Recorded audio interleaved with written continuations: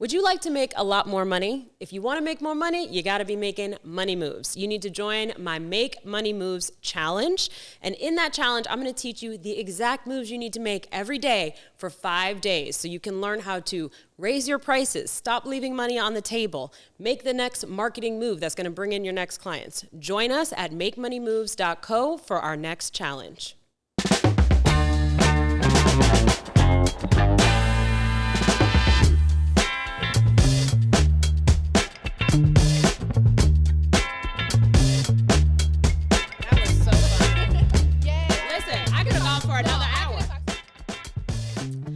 Welcome, Dominique. Thank you. Welcome to the Hello 7 podcast, and you're here at the Rogers Ranch. This is such an amazing experience.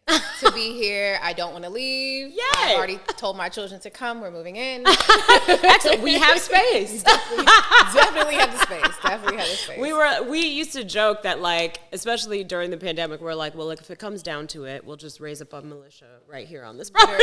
Literally, sign me up. I will join. Yeah, exactly. Bring all the black families. Sign me up. Well, I'm so delighted that you are here.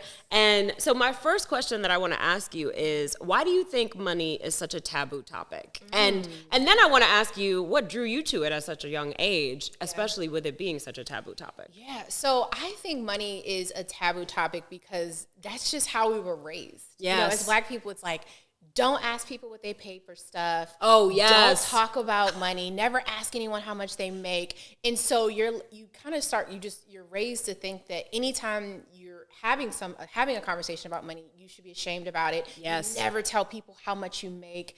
And those are just the sayings and things that we heard growing up. Yes. And so when you hear those things, when you become an adult, you want to be polite. Yep. So I would never ask you how much money you make. I would never ask you how much you paid for, for your estate and things like that. And so now I've always been completely opposite, right? I'm always like, oh yeah, I make this and I did this. And people are like, oh my goodness, I can't believe that you share that. But I think that that's where it comes from. That's just how we were raised, to be polite and never ask and talk about money, because we're raised that having conversations about money is inappropriate. Right. It's like they say, don't talk about money. Don't ask people about their political views. Like those are the two things you never ask people. Exactly. I really got into this money thing probably because of my mom. So growing up, my mom was an accountant. She didn't go to college. I think she may have finished her associates, but she had me at 22 years old, and she was an accountant. So my mom is all about money. She always talks about money. She's very vocal about it. We had a lot of conversations about money. Oh, I love that. Yeah. That's so rare to hear. So rare. And, every month we would sit down, and my mom was a single mom. My dad was in prison the first 5 years of my life. So she basically raised me by myself, by herself. And so the first of the month we would sit down, and we would sit at the little kitchen table. She would pull out her little checkbooks, right? Never forget. And they had these little Bible verses on them, right? Little floral Bible verses. I love it. And she would say, okay, this is how much mommy made this month, and this is the bills. And then I would write the checks out. Yes. And then she would sign them. And so she was just kind of showing me that this is how it works. Yes. You make your money, you save some of it, you invest it. She had little side businesses. And so it was just something that for me was this is just what you do. Yes. Right? And so that's where I really started to just get into money. And like, I was always just really intrigued with how it works and making more of it. Yep. Right? So starting my first business at 5, I had like a vending machine company with my dad when I was like 13, became the COO of a company that we taught kids how to use computers when I was in 10th grade. I love it. And so always just really intrigued with making money. Yes. And making it work for me. I love it. And so that's really where it came from. This is so good. I love it speaks to legacy, right? Mm-hmm. Like, think about your mom sat with you and she had you write out the checks and she explained all the money. In most households in general, and especially black households too, it's like, don't be asking me about my money. Literally. Don't repeat nothing to anybody. Exactly. Right? Like, you don't know my business because I don't want you telling nobody else my business, right? Yeah. And even too, my dad, like I said, he was in prison the first 5 years of my life for selling marijuana, which is legal now. But even after, he was always an entrepreneur. So my mom was an entrepreneur. Yes. Legally. My dad was an entrepreneur legally and legally. And then later on, my stepfather was an entrepreneur. So I was literally surrounded by entrepreneurs. So all I saw was people talking about money, making money. I would help my dad count his money, so I'm a really good money counter too. I love it. And so it was just, we were always surrounded with money talks. Yes, that is so good. Yeah. And so because you were surrounded by that, then it's like air, right? Yeah. It's not abnormal to you. Exactly. And it just makes me think about, look at the examples that we're setting for our children. What are they going to do? What's going to be normal to them? I am so excited. Yes. For your children, for our children, like just thinking about, how we have come up, but just the advantages and the exposure that they all have that we did not have. Yes. It's very exciting for me. It's very exciting. I totally agree. Okay, so people are going to be like, wait, you glossed over starting businesses at 5 and 13. Like, run that back for us. Yeah. So let's talk about that. Like, how did you wind up doing that as a kid? And I mean, just even hearing what you were surrounded by, right? We can guess, right, that you had models for you. So you were like, okay, I'm interested. So tell me a little bit about that, like what these little businesses that you had as a young person were. Yeah. So when I was 5 and 6, it was just selling bracelets, right? Like a lot of kids have done. Yes. So I would take. I don't know if a lot of kids sold bracelets. All right. I don't know if that was what a lot of kids did. Maybe not. But like, so at camp, right? I used to go to Camp Sunshine. Hopefully they don't charge me now. But there would be like a little bit of extra GIMP. Like, you remember GIMP? No. Okay, so it's like that plastic string. You could make like boxes and barrels. Oh, so I would take a little extra GIMP and maybe a little extra beads, and then my mom would take me to Michael's. I used to love going to Michael's, like arts and crafts store, and I would buy my little materials, and then I would make bracelets and sell them to other kids. I would sell them to family members, and that was like my first hustle. Yes. And then as I got older, like I guess before going, and actually at the end of my elementary school years, I started selling candy, right? Yes. Because candy and gum was like, a commodity. That's the right? lifeblood of elementary school. So I would, so my dad would take me to Costco, and I would buy candy in bulk, and then I would go and sell it at school. Gum was really hot back then. Okay? See, you gotta know what's my bestseller. Listen, which gum. Product is in demand? It was in demand until I got caught because these kids kept spitting the gum out on the floor. Now there's gum all over the school. Oh. They trace it back to me. I get suspended. You got suspended. Listen, they were like, who is pumping this gum through these schools? Yeah, and they're like, me with, a book bag full of candies. And so that was how my first business reached levels of success. And then didn't pan out. Yes. Due to, well, regulations, right? Like sometimes regulations get passed and they stop you from selling your product. So that was that. And I was so pissed about that. Like, I tell y'all, don't tell nobody where you get the gum from. Exactly. Come on, we got to keep this under wraps. Put the gum in the trash. We wouldn't be here. But anyway, I was a little bit more advanced. Kids were just like, I just want to chew the gum, Anyway. Yes. And then after that was my dad had bought a vending machine company, and he had bought like just the vending machines that would be in the doctor's office or sometimes in offices. He started out with a small amount, and then my job was to help run it. I was the president of the company, and so I would spend my weekends with him, driving around, refilling all the vending machines, and then we would take all the coins. I love it. And cash those in. First of all, I just love the parallels because my mom had me at 22. Mm-hmm. My father used to have a little vending machine hustle where he would fill the vending machines. He didn't own them, as far as I know. Yeah. But I remember him giving me like an allowance in coins. Mm-hmm. Yes. You know what I mean? And I might have told this story in my book about like how I went on a shopping trip with my friends. They all had money. They were all like middle class, and we were like not that, but just sort of like I didn't want them to know though. And so I'm like, okay, I'm going on this shopping trip. I had $30, and they were all in quarters. So that means your bag was really heavy. It was very heavy. My little fanny pack, I had a purple tie-dye fanny bag. It was hanging, okay? Yeah. That was them quarters. I remember we had like a tan bag, and we were like lugging the quarters to the bank. Yes. And it was like, and they're so dirty. Yes. Your hands would literally be black after. So crazy. But you were the president, so you're taking your role very seriously. And I was making money on the weekends. It was easy money. It was great. And then after that was one of my good friends, Michael Chambers, had a company called Kids Interactive Data Systems that he had started in his dad's office. And so he brought me on as chief operating officer. Wait, so your 15-year-old friend? Yeah. he's dynamic too.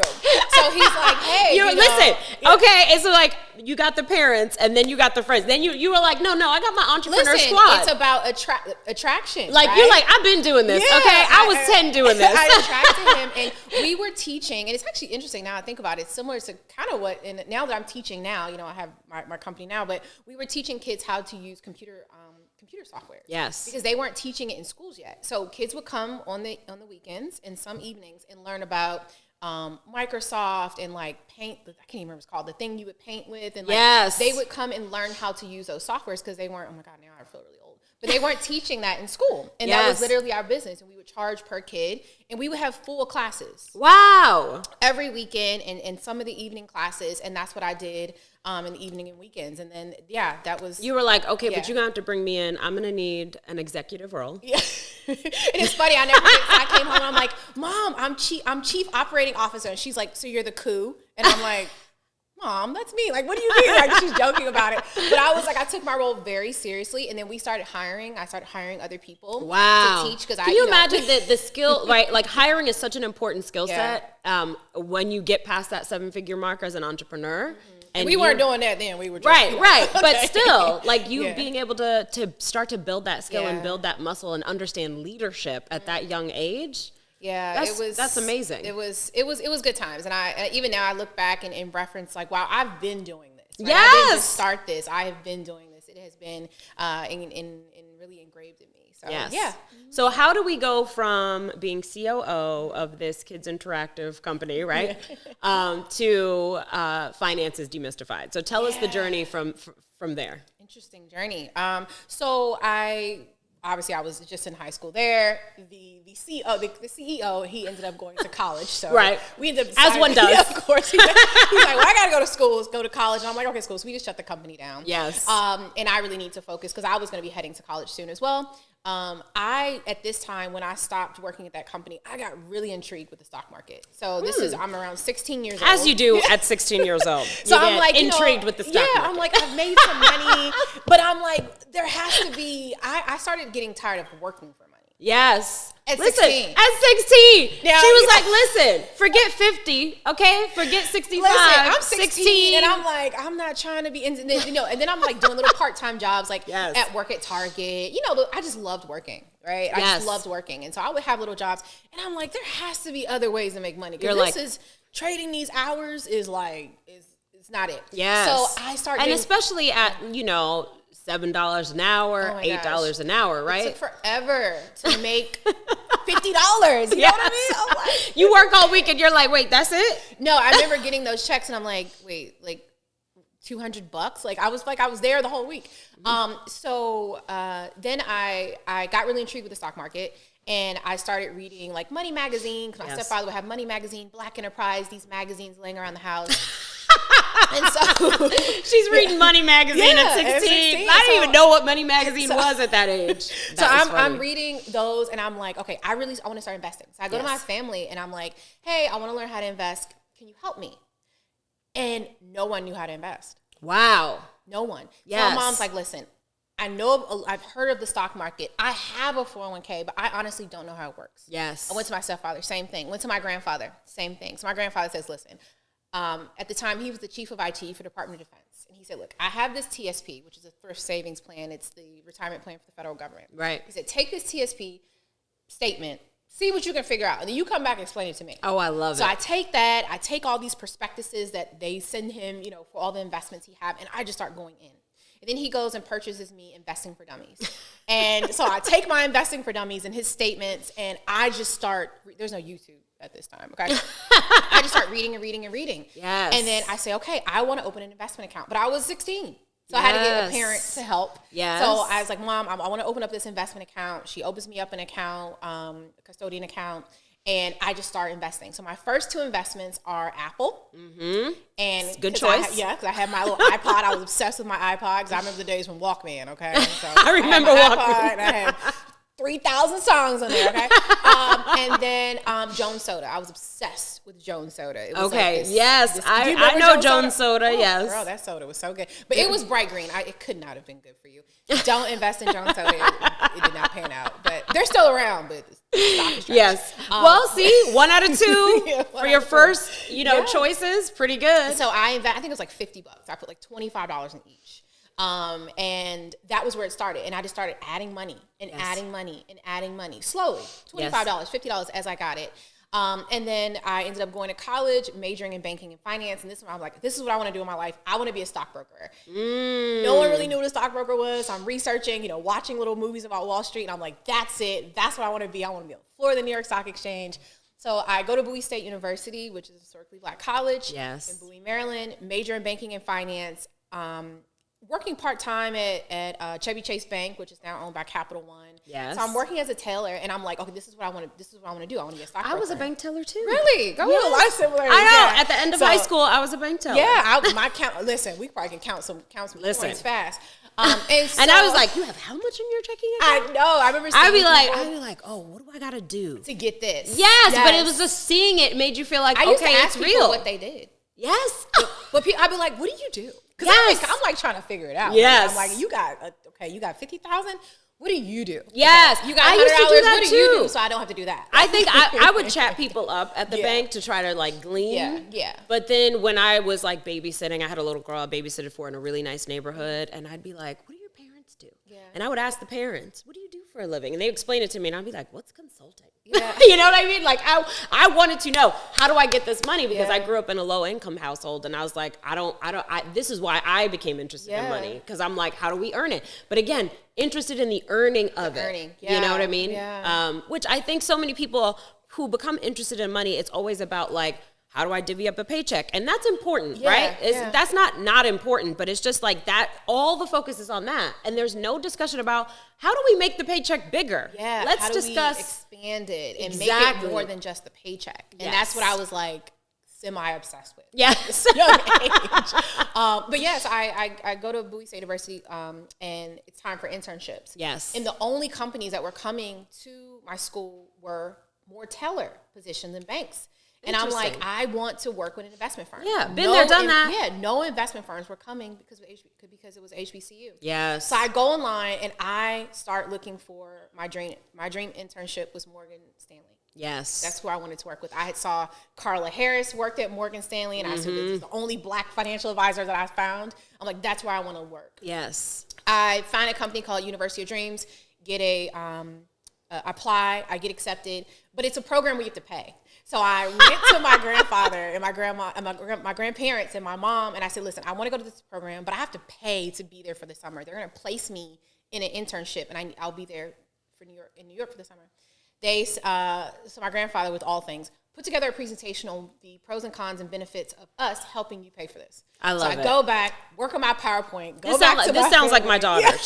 She regularly is presenting, like, I would like a presentation on why we should get fish. Yeah. I had to do a presentation on why I wanted to go from private school to public school. I was like, literally all I've been doing my entire life. My child knows how to do a PowerPoint, okay? Yeah, it's like, this is story of my life.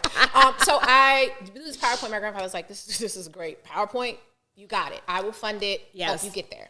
So he pays for me to go. I get my dream internship at Morgan Stanley. A day before I'm supposed to leave, I get into a car accident, total my car, and Morgan Stanley announces they're cutting their entire internship program for the whole summer. What? I am devastated. Of course. Devastated. So listen, you worked hard for that. All this happened on the same day. I'll never forget. I was just crying. And I'm just like, this is what I've been working for. Anyway, so they say, hey, we're going to place you at this other company called UBS Financial Services. I'm like, what's that? I've never heard of this company. Mm-hmm. Way bigger company. They focus specifically on high net worth individuals. So I get this internship working at UBS in New York with high net worth individuals. The first time I've ever seen 2 commas in a bank account. Yes. I am like, holy crap. This is different. Mm-hmm. I'm working on Avenues of America, the oldest money, people with 50 million, 100 million in their bank accounts. I do well there. They offer me a full-time position. I decide I don't want to live in New York. I decide I want to stay in Maryland. So I go back, finish my senior year, bought my first house before I graduated college. Wow. I graduated college a semester late, though, because I was focused on making money. Yeah. Okay? So listen, you know what's so funny? So did I. Yeah, really? I took a year off. I interned for Hillary Clinton in D.C., wow. and then they offered me I got a job offer from a lobbying firm. And I was like, well, the point of going to college is to get a job, and this is a good job, and they're going to pay me well, and they give me benefits. Yeah. Perfect. So then I just went to school on the side while I did this job, and then I wound up graduating a semester Yeah, that's late. what I did. I was like, listen, I'm going to take this position. They like, hey, you can start before you Let me tell you something. We was well. about them ones, Yeah, okay? Listen, I'm like, we were like, listen, you got the dollars for me? I'm here Forget for this it. degree, okay? Yeah, I was like, what is this going to do? Because clearly I'm doing well. So I bought my house before I graduated college. Then I graduated college. I moved from my dorm to my condo. I'm living on the 15th floor, luxury building down in Bethesda, Maryland. From the dorm to the luxury building. My friends were like, what were you doing? I'm like, y'all weren't, because I had been investing the whole time I was in college. Wait, so this house, you bought a house, you rented it out? I bought a condo. Oh, you bought a condo. A one bedroom, just me. Bought a one bedroom condo. I actually ended up staying in that condo for 10 years. Wow. Mm-hmm. Sold it. I got $100,000 profit. Amazing. Which was really good. And so it was like, hey, I had somewhere to live amazingly and got, money back, right? Yes. But I was there, started working at UBS Financial Services, hopped around to a couple different firms. Yes. And then I started having that entrepreneurial itch again.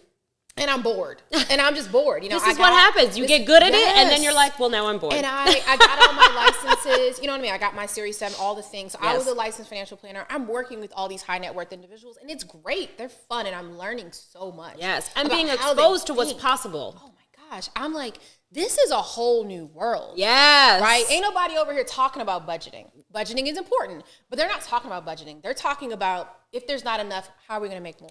Correct. And that I'm like, if there's a move we want to make, what money or what creative things are we going to do to make that move? It's not cutting the latte. No. Cutting the latte ain't going to do it. Listen, if I never hear that advice ever again in my life, just shut up about the lattes.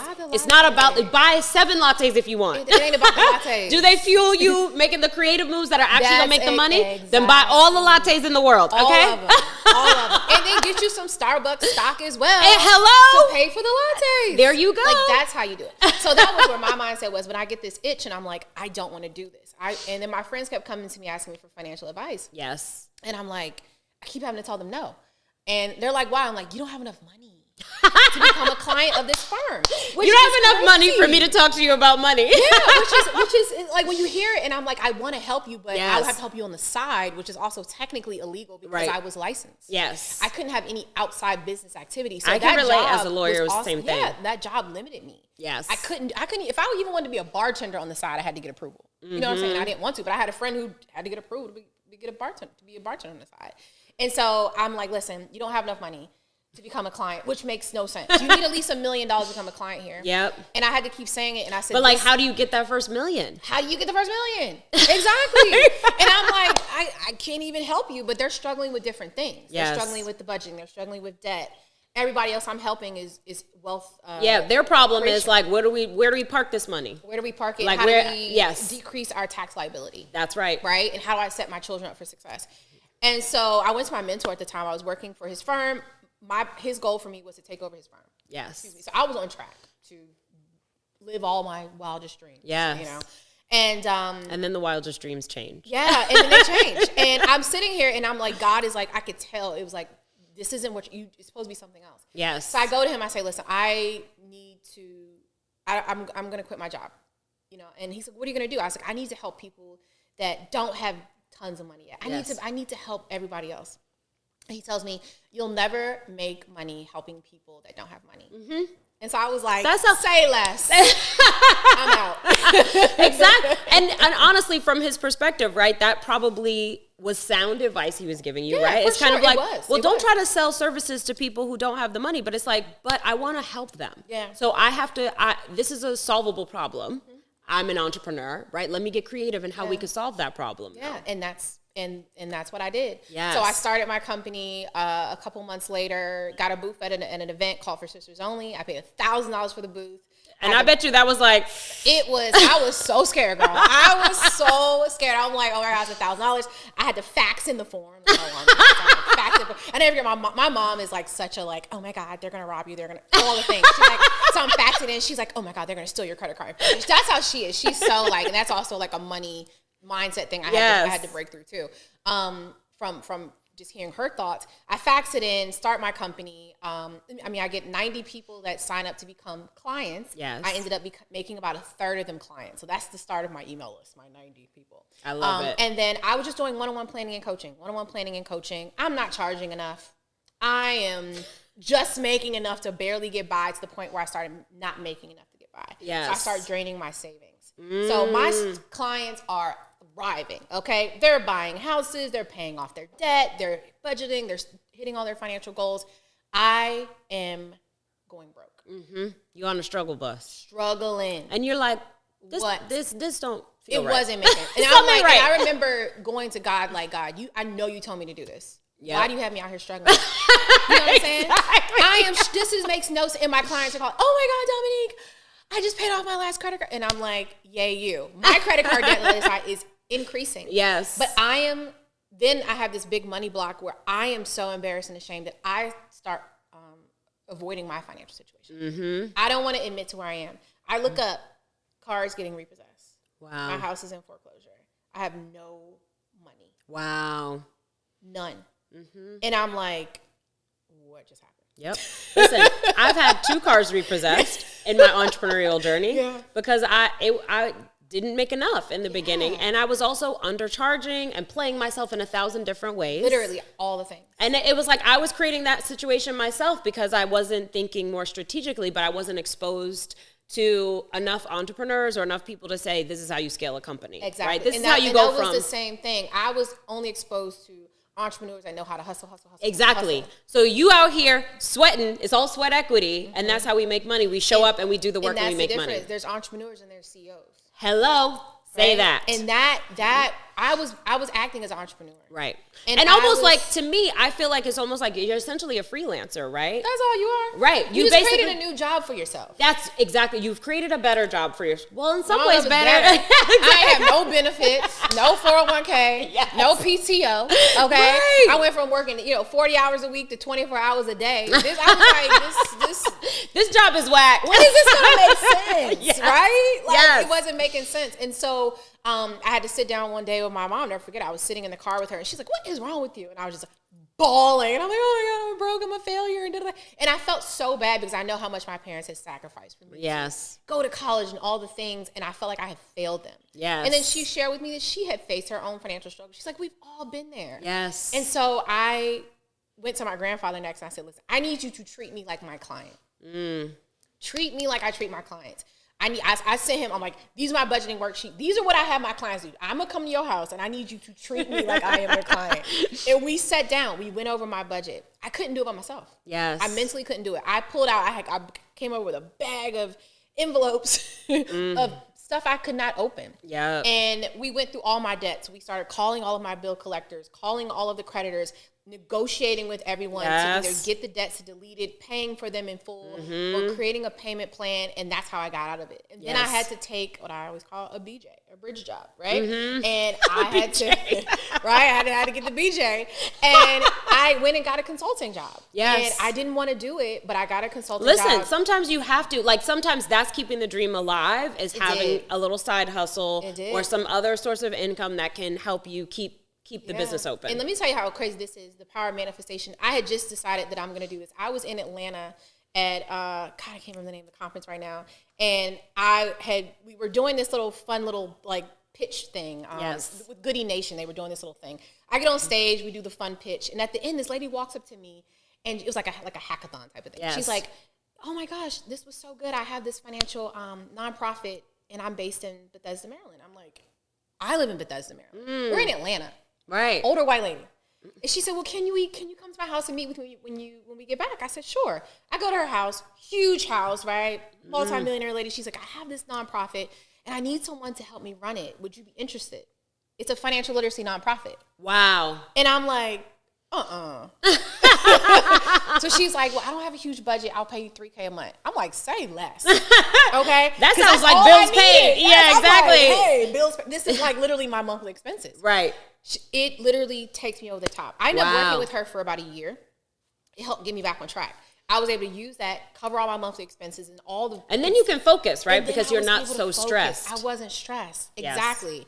And I always tell entrepreneurs and all the time, if you have to do that, that's fine. Yeah, there's no shame in that. No shame. No shame whatsoever. And so that helped me get out of there. And, you know, now I guess really focusing and growing the business, I, you know, kept doing my one-on-one and then realized that I needed to package my genius, as they say. I launched my first course, which was the Finances Mystified Bootcamp, which did pretty well. Now we've had over 15,000 students go through. It's amazing. And then a couple years ago, launching my first investing course, which we've generated over $12 million in the past 2 years. That's amazing. Sales, and that's kind of how I got to where I am now. Yes.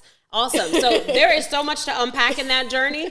First of all, I want to go back to you doing $25 investments. You know, people talk about investing and they're like, well, I'm scared to put anything in. It's going to go away. It's going to disappear.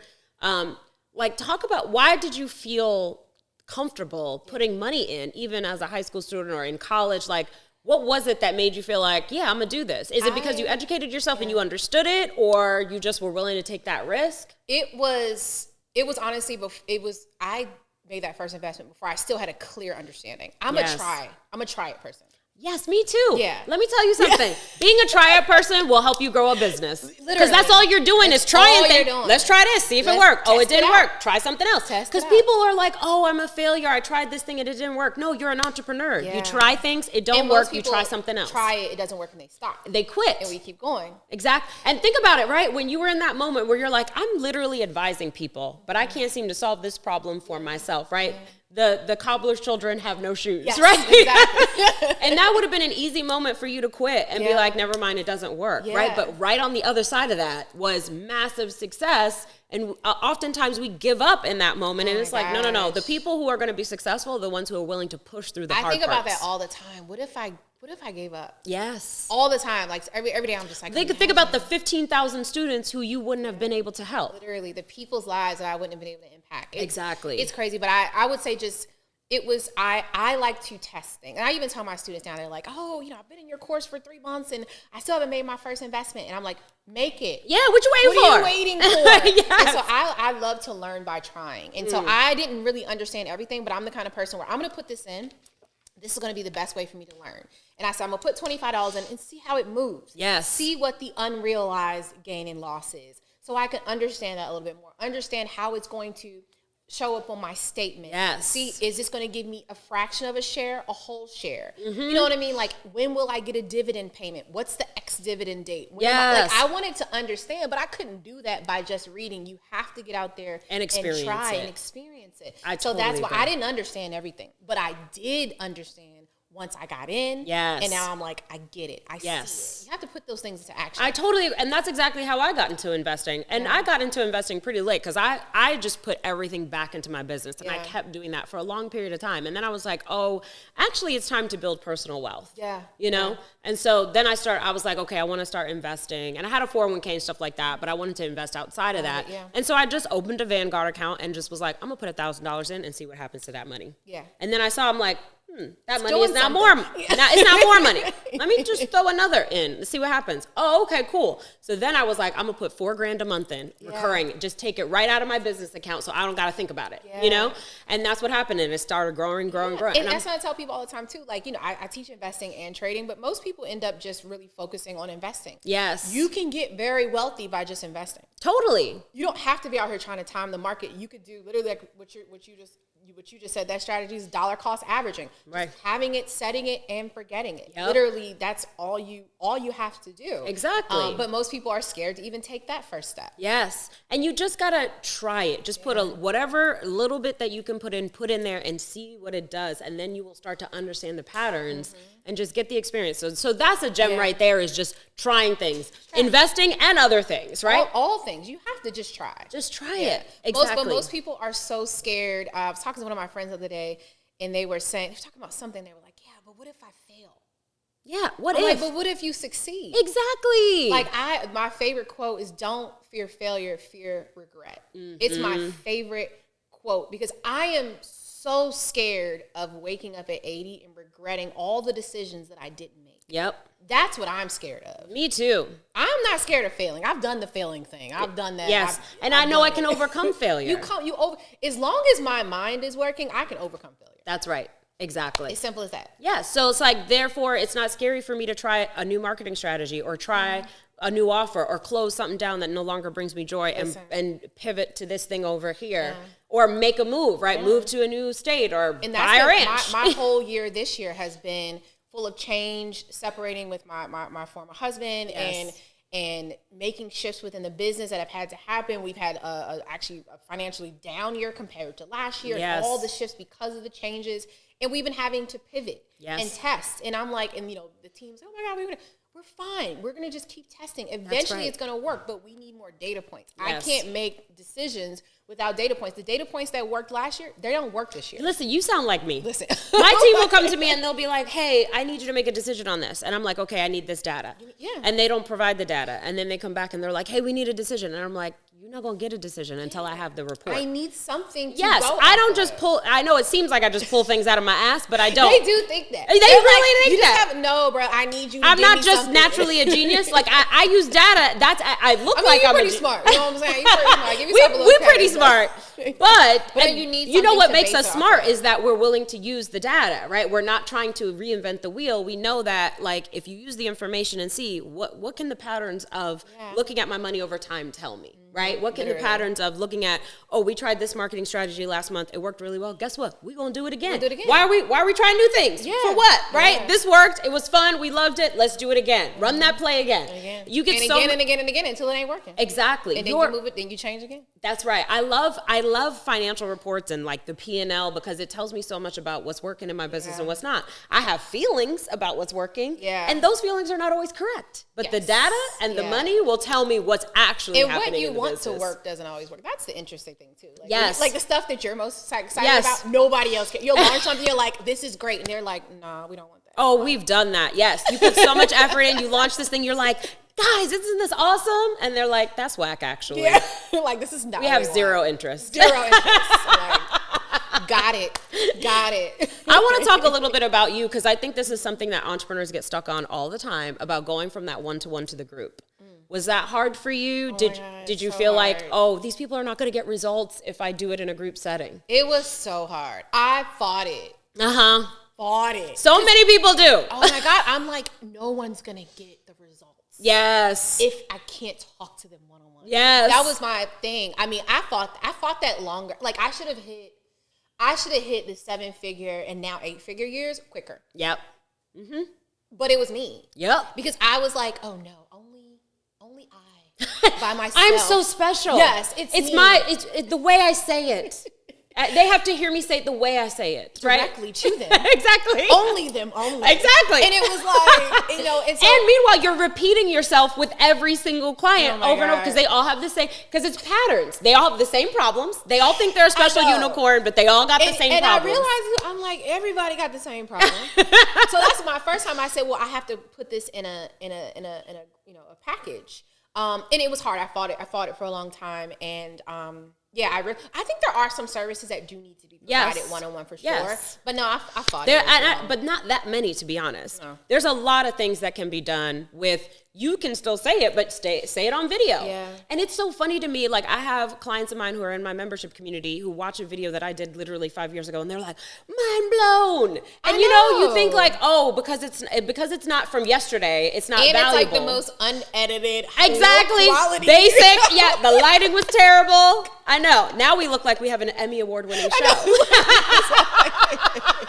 But we didn't have good lighting back then. Listen, I'm like, I didn't even think I knew about lighting back then. Right, he's like, what is lighting? What is light? What's a ring light? Oh, I should probably get one of those. Kim Kardashian has one. I should get one. No, were ring lights out? No, that's relatively, this is all new stuff. I feel like I would just like stand in my kitchen under the good light. Or go by a window. Yeah.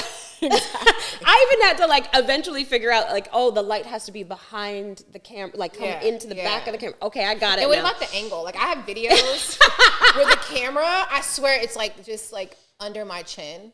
And they love it. Yes. You know, anyway. So, yeah. I love it. Okay, so here's one question that I have for you.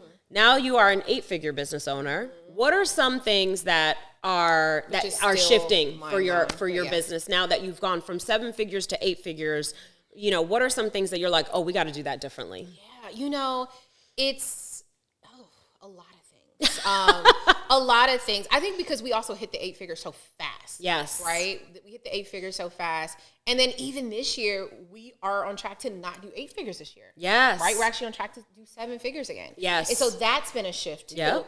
Having to change teams. I think one of the biggest things for me, I made the first 8 figures with probably a team of 3. Mm-hmm. That was with 3 full-time employees? No. 3 contractors? 1 full-time employee. Yeah. Yeah. And me, right? Yes. And everyone else was contractors. I would say I probably made the first 3 to 4 million with 1 contractor. Mm-hmm. Yep. And no, two contractors. Okay. So I would say, but I was working a lot. Yep. Right? You can't enjoy Yes. your money. So hiring was very, very hard Yes. for me because I have been a 1-woman team for so long. Yep. My employee that's been with me the longest is, she's been with me for 8 years. My business next year will be 10 years old. Yes. But I feel like it didn't really get into its true prime until the last 3.5 years. I feel the same. I've been in business for 12 years, and the last 3-4 years have been. And everyone thinks we're overnight successes. Oh yeah, they're like, oh, I saw a viral video. Like, that's so cool that you've just started your business. I'm like, Hunty. Yeah. I've been here for a minute. A long time. and that was really hard. Hiring was really difficult for me. My first hire was a chief of staff. Yes. Because I'm a true ambivert, introverted, extrovert. I love people, but I get tired of people. Yep. I don't want to manage people. Yep. I hate that part of my business. Yes. I hate that These are the 2 things that I think hold entrepreneurs back. Yeah. I don't want to do a scalable offer, right? Mm-hmm. I don't want to go 1-to-1 to group, but look at you, right? Yeah. You went from 1-to-1 to group, boom. Overnight, right? Yeah. And think about those 10,000, 15,000 people you have now served who now have the knowledge that you wouldn't have been able to talk to all of them one-on-one. Yeah. No, never. Not possible. And then even when we think about the reach of, even we look at the ads, our ads reach 1 million plus people a month. Yes. I went from helping 1 to 1 million. Yes. That to me is insane. So even if they're just seeing something and it's impacting their lives, it's helping them. They may not have given me any money. Exactly, but there's they're impacted by the education, right? And I think, but the hiring part was that's number 2. Number 2 is I don't want to be a manager. I don't want to go from 1-to-1 to group. I don't want to be a manager. Yeah. So tell me about that journey for you. Oh, that was hard because I was like, so my chief of staff was, hiring all the people. And then I'm also very hard because, as you know, when you're a one person business, you've done all the roles. Yep. So when I created my biggest course, I created the course. I helped to design the course. Yes. I was the video producer. I was customer support. Yep. I was also accounting. Yes. And I was also tech. So me and my right hand, Julie, she's been with me for 8 years. She's actually in the Philippines. We built all the tech behind the scene, right? Putting all the courses together. Then I would teach the courses. So I'm also the expert. You got to market the whole thing. I market You're exhausted by the end of the launch, and now you got to teach it. Yeah, and then I got to go do customer support. You know what I mean? So this was literally my life for a year. So I've done every role. I've done marketing. I've done ads. I know how to do it all. Yes. Right? And I can clean the toilet if I need to. I don't do that. But you know what I'm saying? So that was really hard for me to outsource that, because I'm like, I need you, if I'm hiring you, I need you to not just do this, but do this better than me. Because if I'm able to get me to 4 million, you need to get me to 20 or 12 or something. You know what I mean? And so that was really difficult, finding people who I'm like, I'm going to relinquish this role to you. That was hard. Yes. And then I think now the biggest thing is time management. I'm still struggling with, to be honest, and having so many people. Yes. Now we have a team of about 25. We've actually even had to let some people go this year, and that's hard. Yep. Thank God for my chief of staff, because they weren't cutting it. And then our sales are low, and it's like, hey, everyone needs to be tied to some money. And if you're not tied to revenue, you got to go, right? Or supporting it one way or another. So those are things that are like, as I say, there's a difference between being an entrepreneur and being a CEO. Yep. I don't know if I love being a CEO. Mm-hmm. And that's the new thing that I am working on and trying to figure out.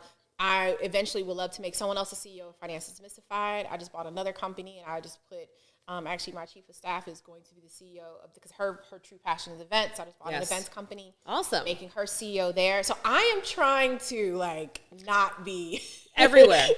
Do you have a leadership team yet? Like leaders in every department? Yes, I do. Okay. I do. So that helps. So they can, I only have to work with those leaders. Yes. But I don't even know long term if that's what I want. I don't. Do you have a COO? I actually just well, no. Okay. My COO, so my chief of staff is kind of operating as the COO. Yeah. So probably letting her be the CEO of this other business and getting that COO, letting them manage the leadership team.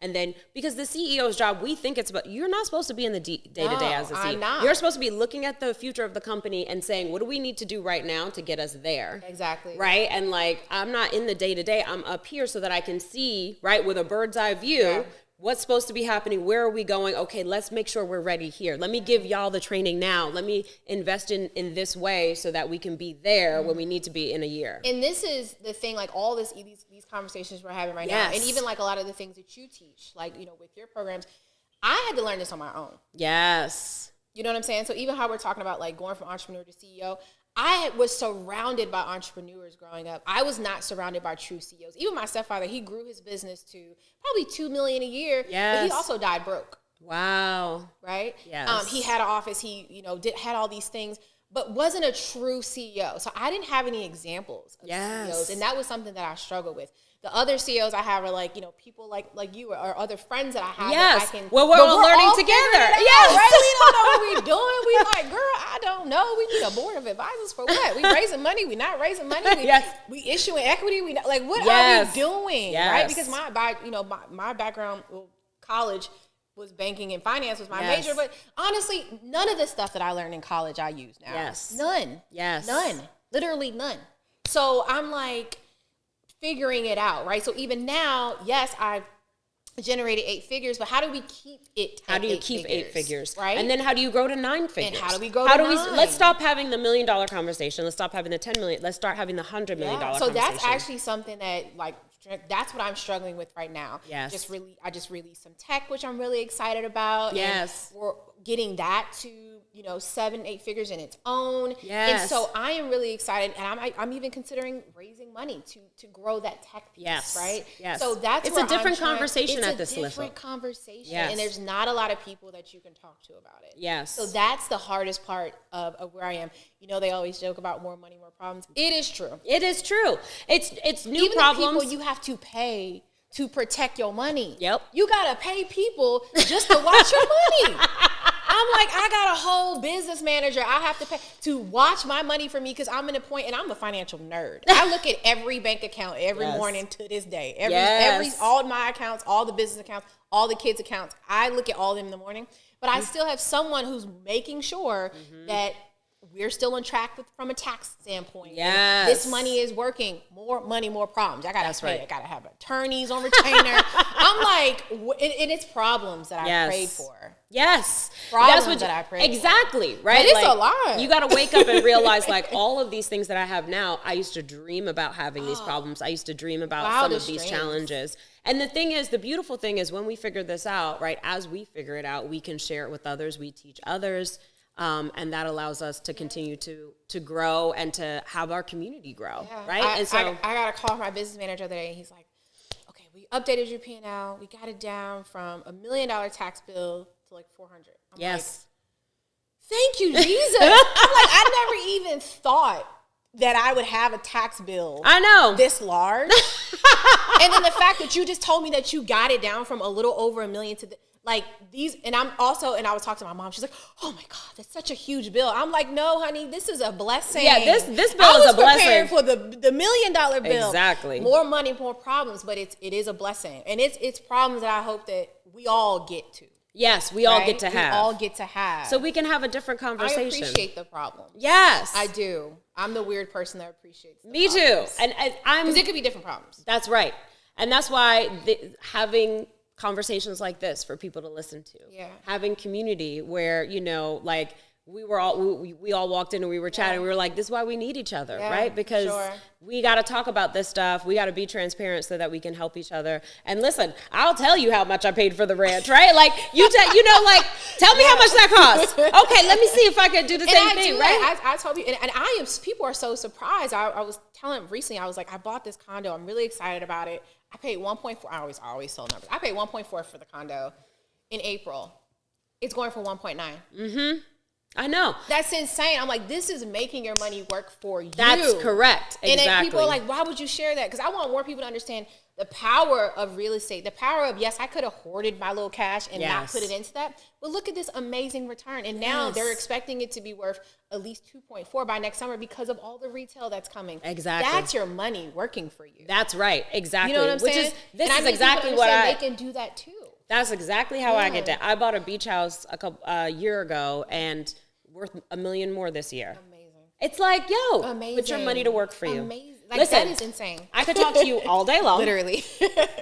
Give us some closing remarks that you want to share with our audience. What's one financial tip or money tip that you want to share with them as we close? Yeah, I would say the biggest thing is don't just focus on how can I shift these couple of coins I have around. Really focus on finding ways to make your money grow for you. Yes. If that's investing, if that's just being strategic with the money you have, that is truly the only way that you can build wealth. You know, looking at programs you have like Rachel's programs, helping you to get from the 6 to the 7 to the 8, right? Yes. Or even my programs with Finances Mystify, helping you to grow your money through investing. You have to invest in yourself. Yes. If you want your money to grow and to change the financial projections or trajectory of your life and your family's lives. It's the only way that you can do it. I 100% agree. Thank you so much for sharing your story and your wisdom with us. Me. I appreciate on the ranch. Yes.